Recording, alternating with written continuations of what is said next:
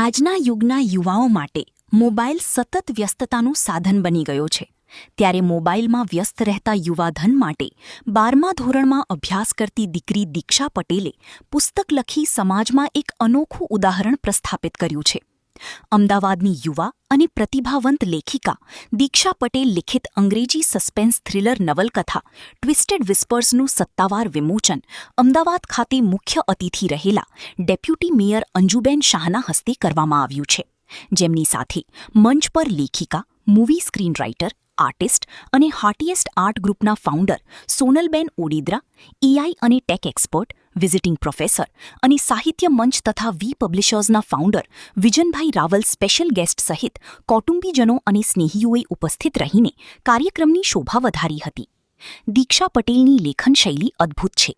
પ્રકરણ દર પ્રકરણ જે રીતે સસ્પેન્સ બિલ્ડ થાય છે તે વાચકોને વધુ રોમાંચિત કરી છે. ધ યંગેસ્ટ રાઇટર્સ એન્ડ અમદાવાદમાં આટલી ટેલેન્ટેડ છોકરી છે ને એ બધો સપોર્ટ આપણા થ્રુ લેતી હોય છે, એટલે હું મીડિયાને બી કહીશ કે એને ફૂલ્લી સપોર્ટ કરજો, તાકે જે આજેનું જનરેશન છે એ ફરી વળે રાઇટિંગ, રીડિંગ એ તરફ, કેમ કે એ બહુ જરૂરી છે. આજેનો જે ફોન ને ઇન્સ્ટાગ્રામના માહોલમાં we really need writers like her and we really need readers like the students who are there out in the world.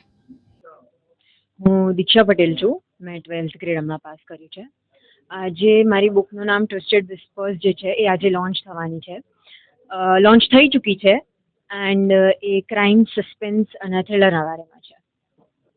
આ બુક નો વિચાર તો એવો મતલબ અચાનક પણ ધીમે ધીમે આવ્યો હતો. પહેલાં એક કેરેક્ટર આવ્યું, પછી એક સ્ટોરી આવી, પછી એક સ્ટોરી લાઇન આવી અને ધીમે ધીમે એવી રીતે આખી એક બુક જ બની ગઈ. લખવું એક કલા છે. તમે જ્યારે લખો ત્યારે તમે એ બધું જ લખી શકશો જે તમે વિચાર્યું બી નહીં હોય. તમે તમારા ઇમોશન્સ, તમે તમારી વર્ડ્સને એવી રીતે એક્સપ્રેસ કરી શકો જે એક અલગ જ લેવલ કહેવાય. એટલે મને લખવું પર્સનલી બહુ જ ગમે છે. મારો એવો સંદેશ રહેશે કે અગર લખો, ભલે નાનુંમાંથી નાનું 3 પેરેગ્રાફ, 4 પેરેગ્રાફ, પણ લખો.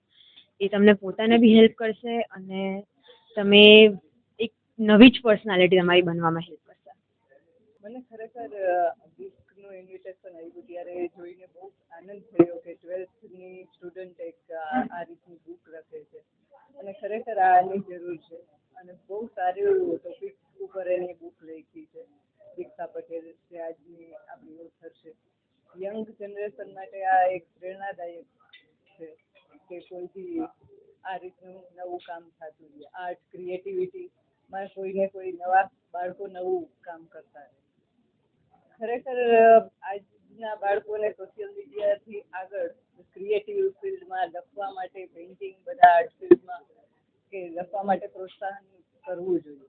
કે પછી સ્પોર્ટ્સ હોય કે કોઈ બી ક્રિએટિવિટી હોય. અને ખરેખર બાળકોને લખવા, પોતાની અંદર શું છે, શું એના વિચારો છે એ દર્શાવવા બહુ જરૂરી છે. ક્યાંક ને ક્યાંક બધા કઈ રીતે પોતાની અંદરના વિચારો બીજા સુધી પહોંચાડે.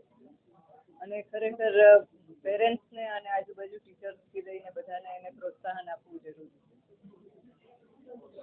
નમસ્કાર, મારું નામ છે વિજન રાવલ. હું સાહિત્ય મંચ અને વી પબ્લિશર્સનો ફાઉન્ડર છું. જે બુક દીક્ષા પટેલે લખી છે તે આ ઉંમરમાં જે 12th સાયન્સની વિદ્યાર્થીની છે, આ ઉંમરમાં આટલી પરિપક્વતા, આટલા સારી રીતે સ્ક્રિપ્ટ રાઇટિંગ જેને કહેવાય છે, એક કળા હોય છે, એક સ્કિલ હોય છે, એ સ્કિલને એને જાતે આત્મસાત કરી અને આ પુસ્તક લખ્યું છે. દેટ ઇઝ રિયલી અમેઝિંગ અને really surprising me as a publisher.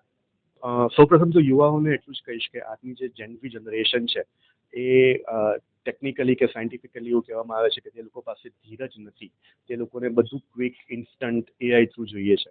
But એ જમાનામાં જ્યારે પોતે જાતે આખી પુસ્તક લખવી, એક પેશન્સ રાખવું, તો first of all I will give a message કે તમે પણ તમારી ક્રિએટિવિટીને એઆઈ પાછળ દબાવવા ના દેશો. એઆઈની સાથે સાથે તમે આ પુસ્તક રાઇટિંગ કે તમારી કંઈ પણ ક્રિએટિવિટી હોય એને વાચા આપો.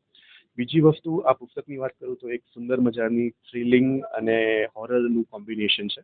જેમ અત્યારે તમે જોશો કે જે અમુક શબ્દો એને ચૂઝ કર્યા છે, જે અમુક સ્ક્રીન પ્લે એમને બનાવ્યો છે, દેટ ઇઝ રિયલી તમે જ્યારે એક વાંચશો ત્યારે તમે એ જ જગ્યાએ છો, એ જ પહેલામાં છો એવું ફીલ કરશો.